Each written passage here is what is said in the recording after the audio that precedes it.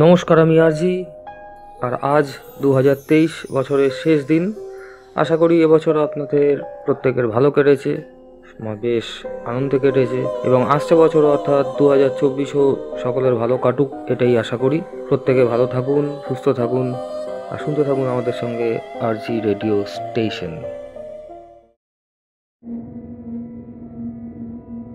নমস্কার বন্ধুরা, 2023-এর আজকে বছর শেষ হয়ে এলো।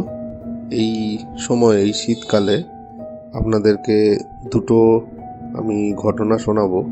এই ঘটনা কিন্তু কারুর থেকে আমি শুনিনি, মানে এগুলো লোক মুখে প্রচারিত, এবং একটা সোর্স আছে আমার যেখান থেকে আমি শুনেছিলাম, কিন্তু সেসব বলা যাবে না। যদিও উনি গভর্নমেন্ট অফিসিয়াল নন, তবুও সেখানকারই একজন স্টাফ ছিলেন। এর জন্যই বলছি যে উনি মারা গেছেন আজ 10 বছর হয়ে গেছে। তো যে জায়গাটার ঘটনা ফার্স্টে বলবো, সেই জায়গাটায় এখন আর কারাগার নেই। আগে কারাগার ছিল, এখন আর কারাগার নেই, এখন ওটা মিউজিয়াম হয়ে গেছে। হ্যাঁ, আপনারা হয়তো গেস করেছেন ঠিকই, আমি আলিপুর কারাগারের সম্বন্ধে ঘটনাটি বলছি। তো আলিপুর কারাগারে যারা গেছে পরে মিউজিয়াম হওয়ার পর, তারা অনেকগুলো সেল দেখেছে, যে সেলে সব কয়েদিদের রাখা হতো, বা যখন ছিল, স্বাধীনতা হয়নি আমাদের, তখন যারা সব বিপ্লবী যেতেন তাদেরকে রাখা হতো, সেই সব সেলগুলোকে হাইলাইট করা হয়েছে। এখানে এমন অনেক সেল আছে যেই সেলে এদেরকে রাখা হতো, নর্মাল কারাগার, যারা নর্মাল প্রিজনার তাদেরকে রাখা হতো। তো সেই সব সেলগুলো আরও পিছন দিকে আছে, সেগুলো কিন্তু হাইলাইটেড নেই। এবার আমি জানি না, মিউজিয়ামটায় আমি যাইনি, পুরো কারাগারটা খুলেছে কিনা জানি না, হয়তো সামনের দিকটাকে মিউজিয়াম করেছে, পিছন দিকটা ওরকমই রয়েছে। কিন্তু এখন আর কোনো প্রিজনার নেই ওখানে, প্রিজনার শিফট হয়ে গেছে। তো ঘটনাটা তা নয়, ঘটনাটা কোথায় প্রিজনার আছে কোথায় প্রিজনার নেই তা নয়।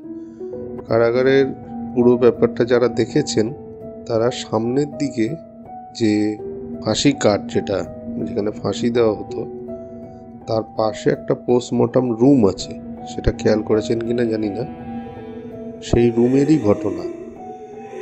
তো যখন ধরুন ফাঁসি হয়ে যেত, ফাঁসি হয়ে যাওয়ার পর, ফাঁসি তো রেগুলার বেসিসে হয় না, ধরুন 10 বছর 12 বছর পর কি 25 বছর পর একটা করে ফাঁসি হয়।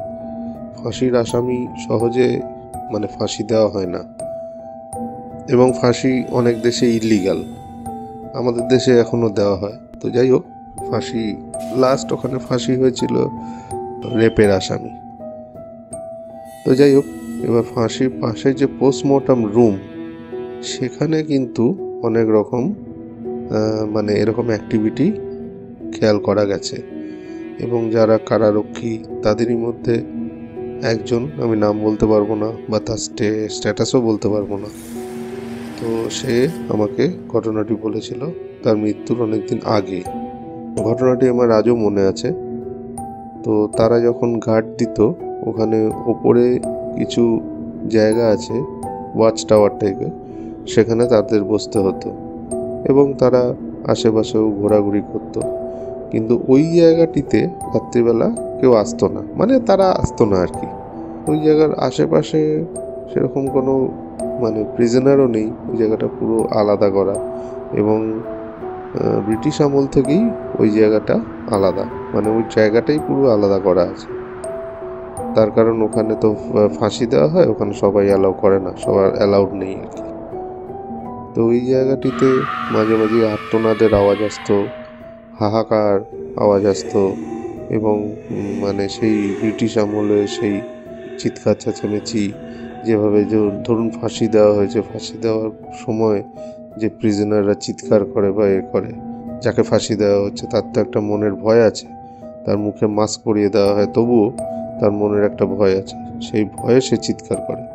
সেই চিৎকার চেঁচামেচি হাহাকার পুরোটাই রিফ্লেক্ট হতো, এবং যে কারারক্ষী আছে অন্যদিকে যারা গার্ড দিত, তারা সবই শুনতে পেত রাত্রিবেলা, কিন্তু তাদেরকে কিন্তু বলা ছিল যে বাইরে এগুলো কাউকে না বলতে, এবং যেরকম চলছে সেরকম চলতে দিতে। কারণ এগুলো বাইরে ফোরকাস্ট হলে একটা অসুবিধা, গভর্নমেন্টেরও একটা অসুবিধা।